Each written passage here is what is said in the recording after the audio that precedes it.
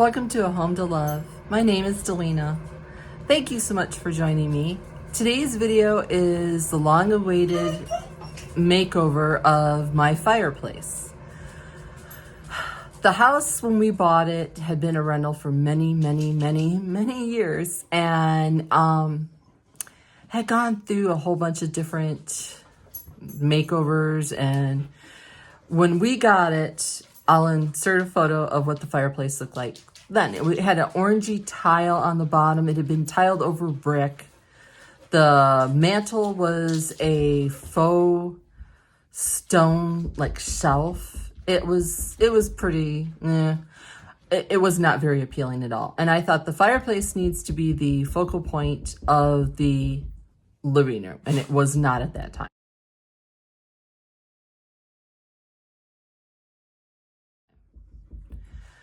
Then I researched and found out if I cleaned it really well and then put, sorry if you hear my dog, Binzer primer on the tile, you could paint tile. And that's what I did.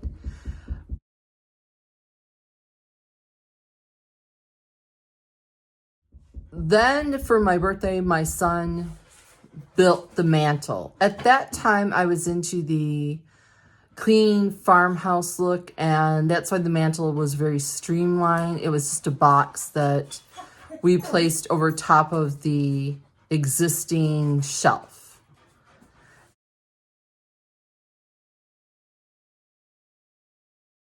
And that's where we're going to pick up the makeover today.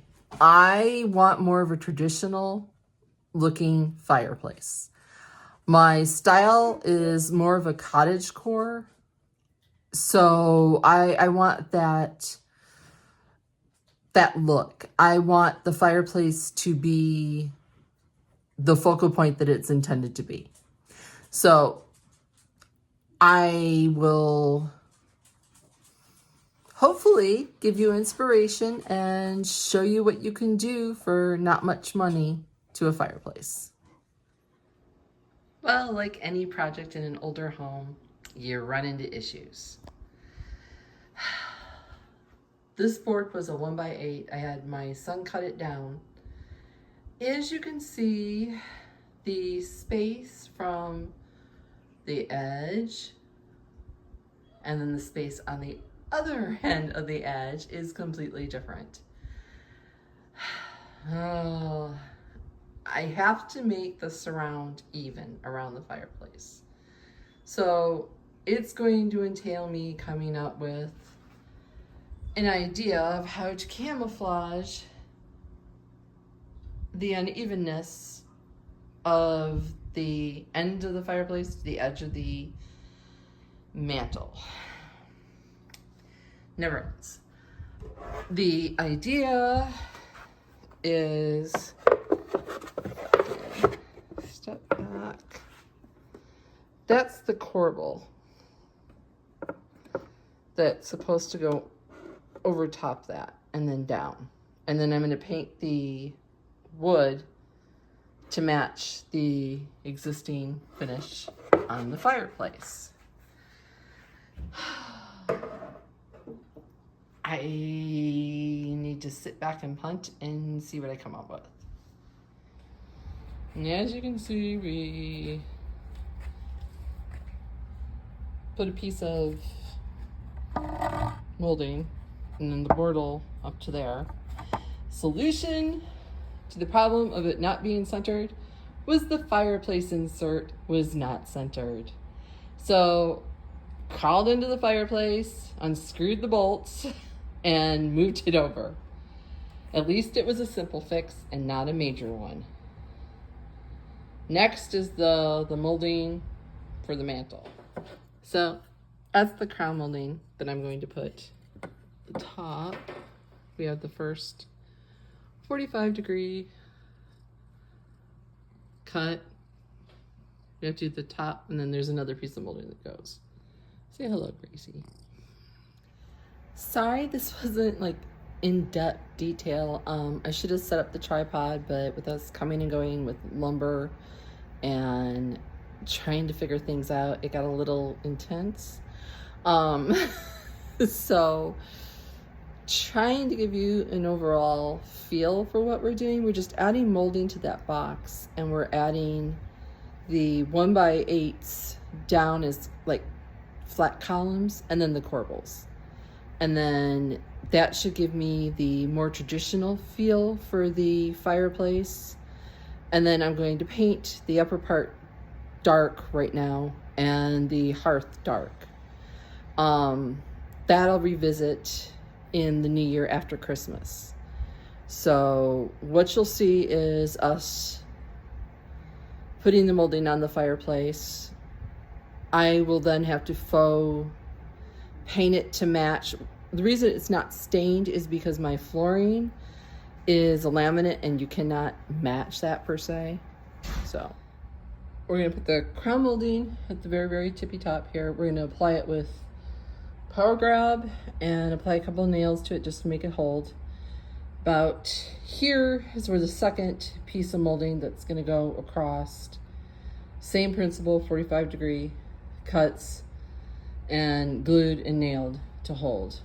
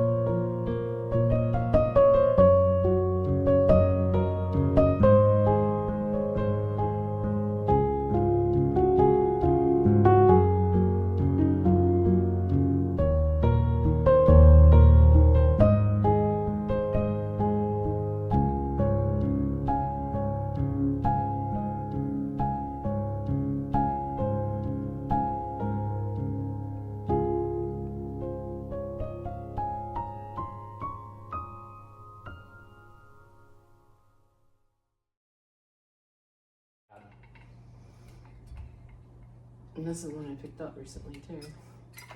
Well, I found some batteries in the store that had expired like 4 years ago on the shelf.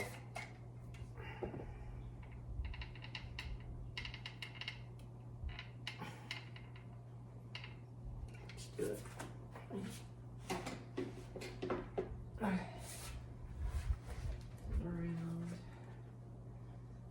Are you lined with this top and edge or this mark? I have a mark there. That's for the top, right? Yes. Okay.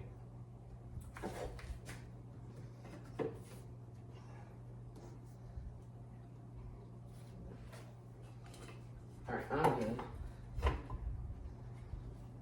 Are you good? I'm good here. Because I can't see the mark of the stuff mushed out, but.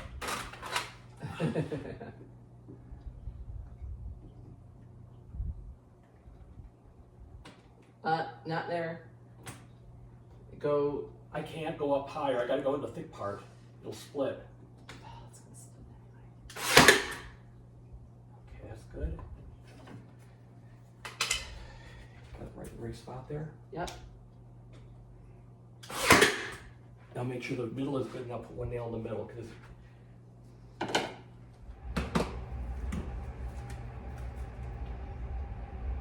not going to nail your finger. Yeah. Famous last words. Don't worry, your finger's fine right there. Just your hand. Yeah.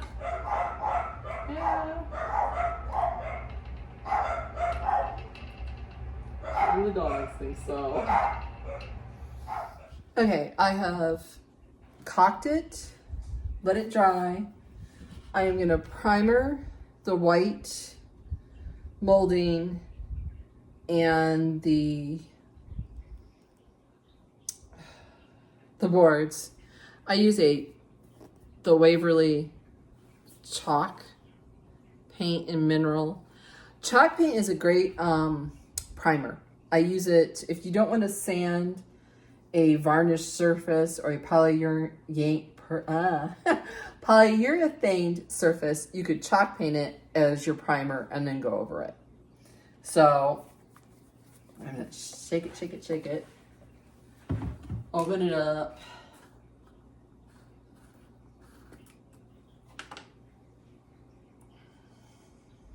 And then I am just going to use a cheap chip brush just to give it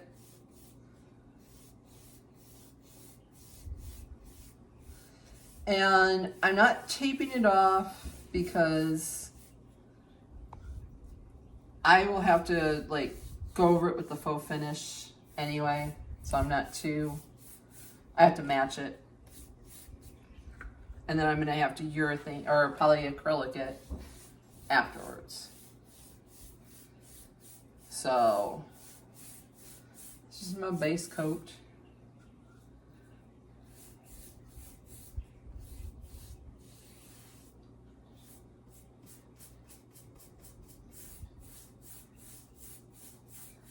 And chalk paint dries exceedingly fast. So that's one nice thing that you don't have to worry or wait forever to move on to the next step.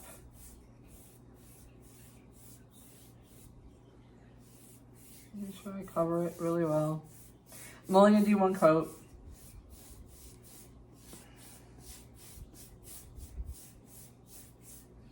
And I'll just give my acrylic paint something to grip onto when I go to faux finish it. And I will turn the camera, I'll finish it off camera and then turn the camera back on when I go to faux finish it. Okay, we have it all primed, it's dry. Now as far as faux painting, it's really up to you. You could literally paint it all dark and not do the faux painting. I don't know why it's blurring out on me. I'll fix that before we.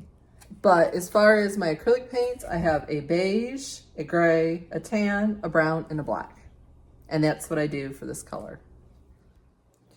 So I just kind of mix as I go.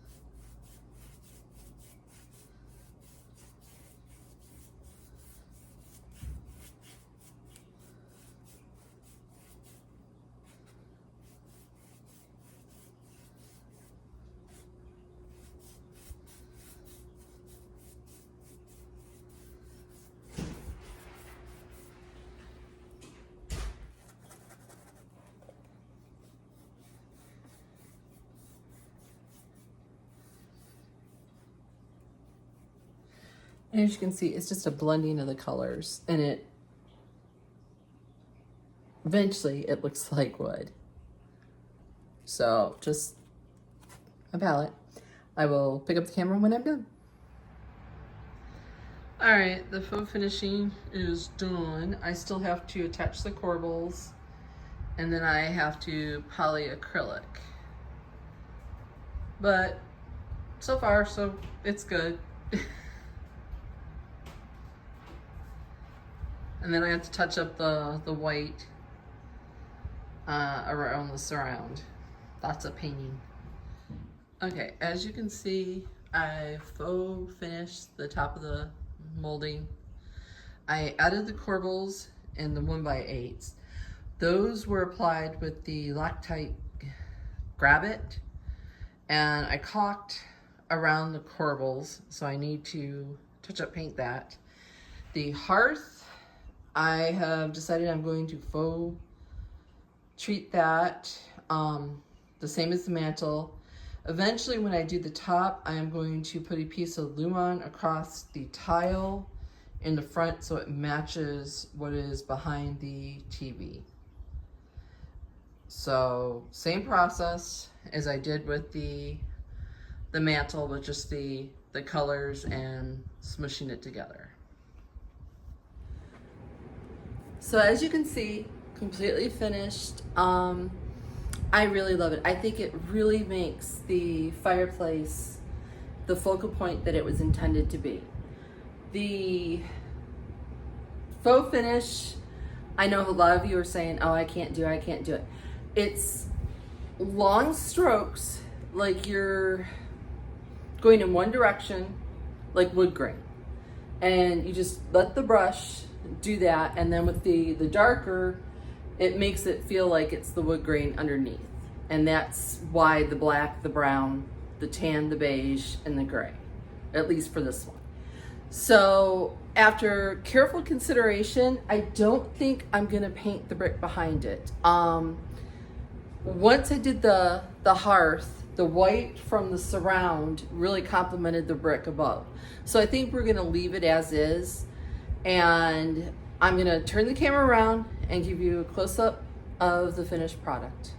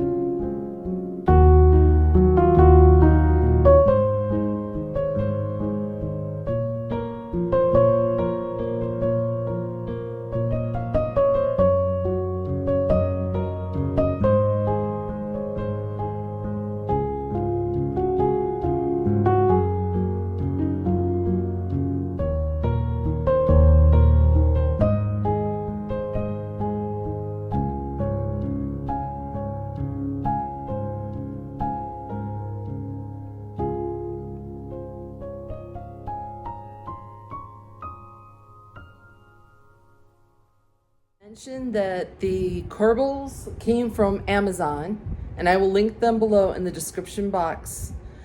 And the cost of just the 1x8, the caulk, the glue, and the molding was $80.